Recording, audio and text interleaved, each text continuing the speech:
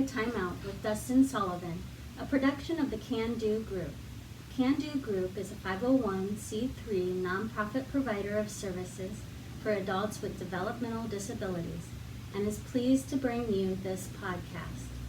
Today, Dustin's guest is Paige Jansen. Welcome, Paige. Thank you for having me. Paige is a 2003 graduate of the University of Findlay. She is currently the head softball coach at Bluffton University. Previous to being hired at Bluffton, Coach Jansen served as a travel team and high school head coach. She posted a career record of 43 wins and 28 losses at Findlay High School and 259 wins and 92 losses with the Blackhawks travel team. She led her travel team to a national runners-up title and national title.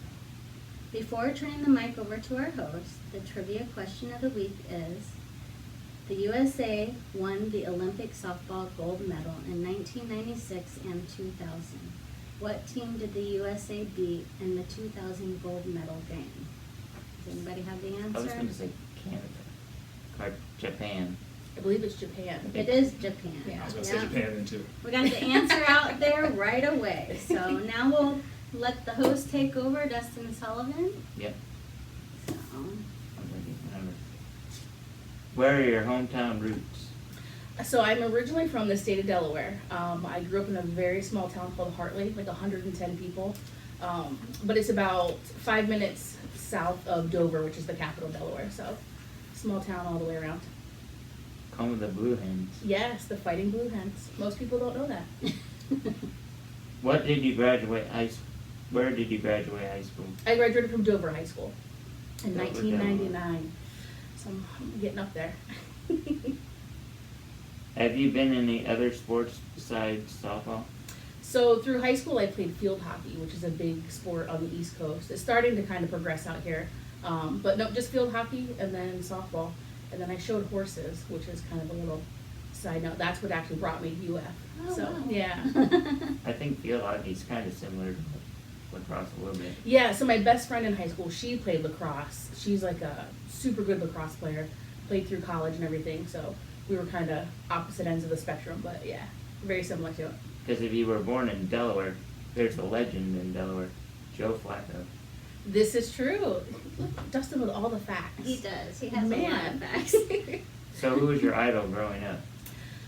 Softball wise, I would have to say Lisa Fernandez. She was kind of like the turning point of softball, who really kind of made a name for it in that era. So she's still coaching at UCLA and kind of still making a name for herself. I've kind of always been a fan of Jessica Mendoza That yes, she's Or- a good one too.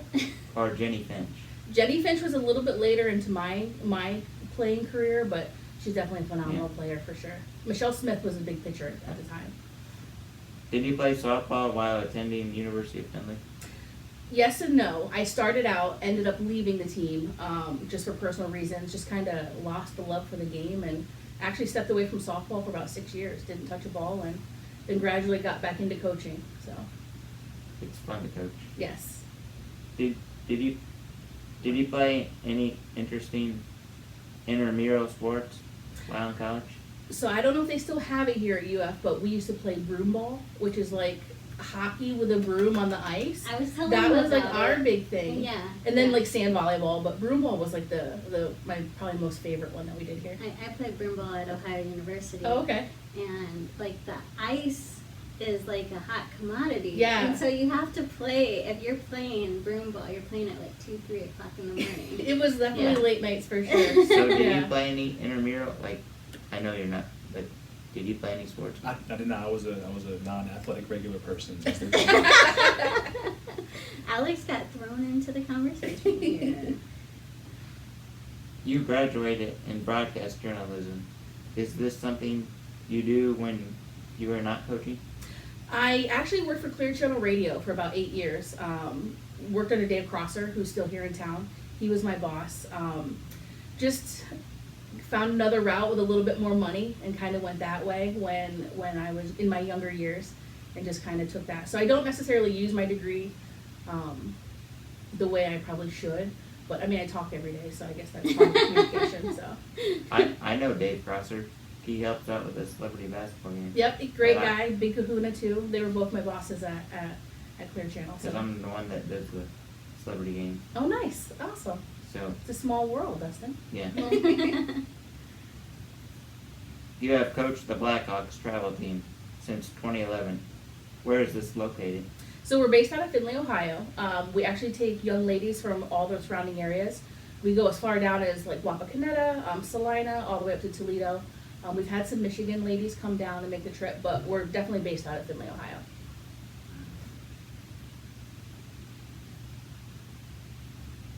Where did your Blackhawks travel team play the championship game at?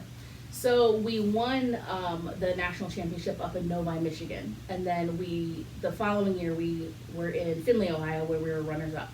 So it's kind of nice to be playing a championship in our hometown and having the hometown crowd around. So we wanted to win it, but we got second. Did the Steinecker girls play for that team, didn't they? Yes, yep. I had Taylor and Paige both on the Blackhawks. I So thought so. yeah, they're a handful. Yeah. You have many winning records. When did you start coaching for Findlay High School? Oh, I coached Findlay High School. I believe I started in, oh goodness, it would have been 11 years ago. So I'm not good at math. But 11 years ago, I started out as an assistant under Coach Mike Collier. I was an assistant under him for 2 years, and then took the program over after he left. And then So it sounds like about the same time you did the Blackhawks. I believe I started a year after Blackhawks, Okay. if I do my math correct. And then had 10 years.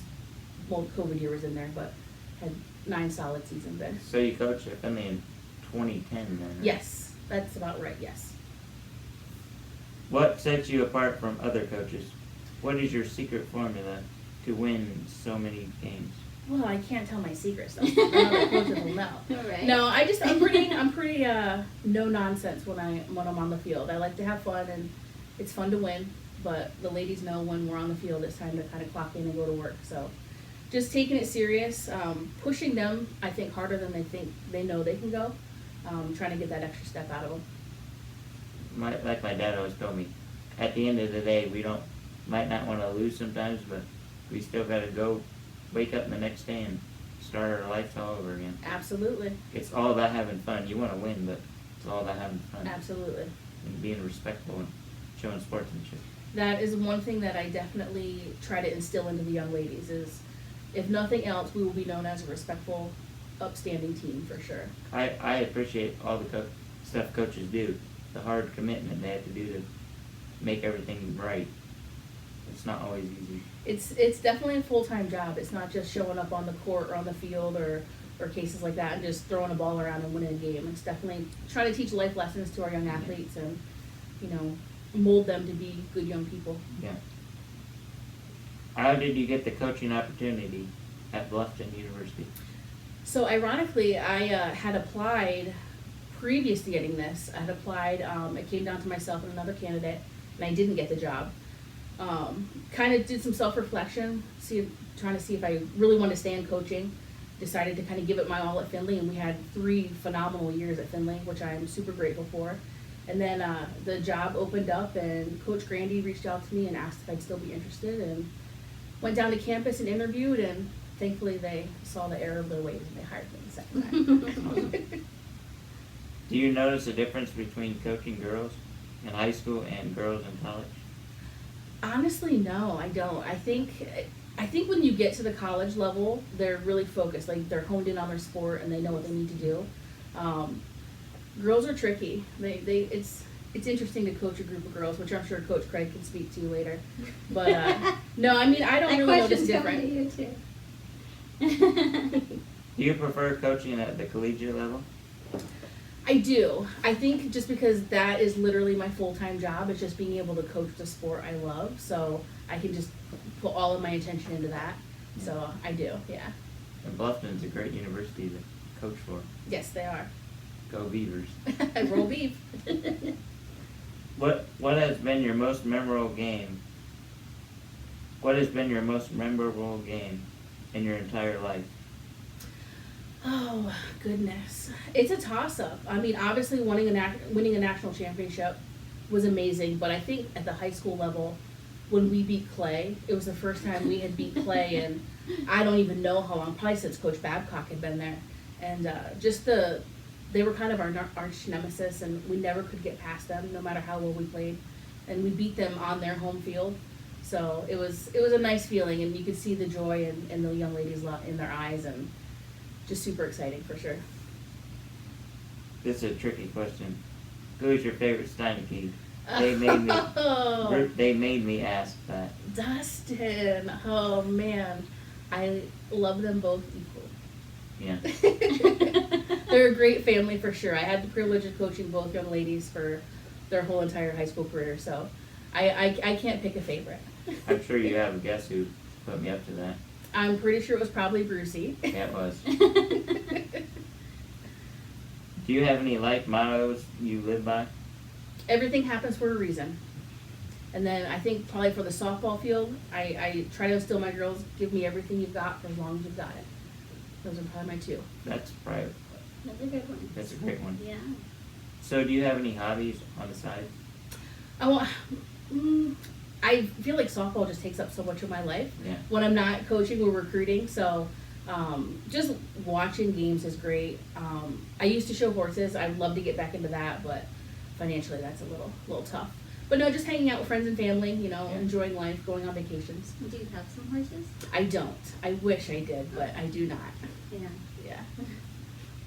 If you had a dream vacation, where would it be? Oh, I had always said I wanted to go to Australia, but they have scary things down there. So the more like I see things, I'm like, oh, I don't know. Honestly, just anywhere where there's a beach and I can float in the ocean. I've always wanted to go to Australia to eat some of their food and see some of their creatures. Mm-hmm. Some of those spiders, though, Yeah. I think they can eat people. They're big. At least they're not as bad as those spiders in Iraq. That's true. The camel spiders. Yeah. My favorite animal is a koala. So.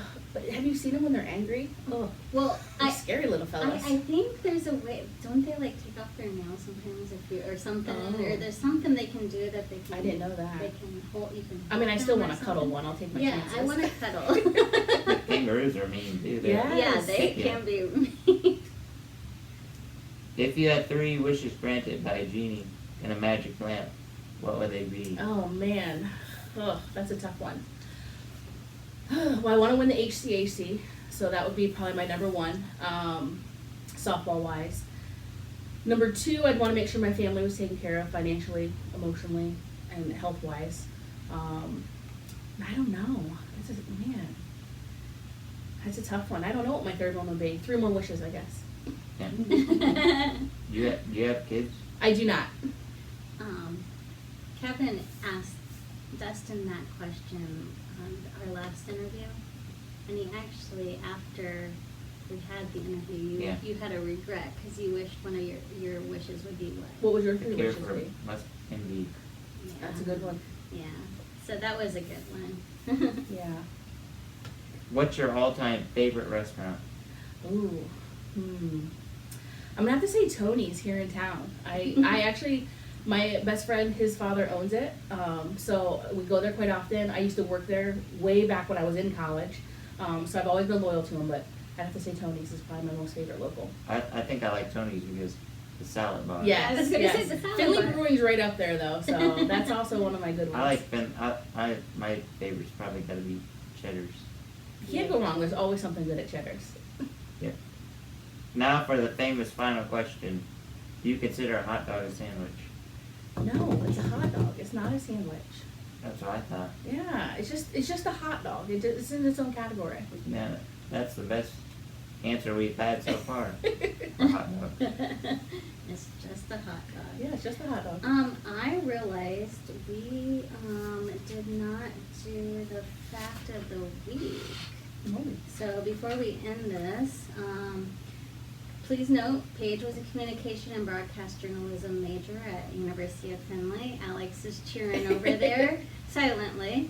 The fact of the week, did you know on October 27th, 1920, the United States Department of Commerce issued the first commercial radio station license under the call sign KDKA.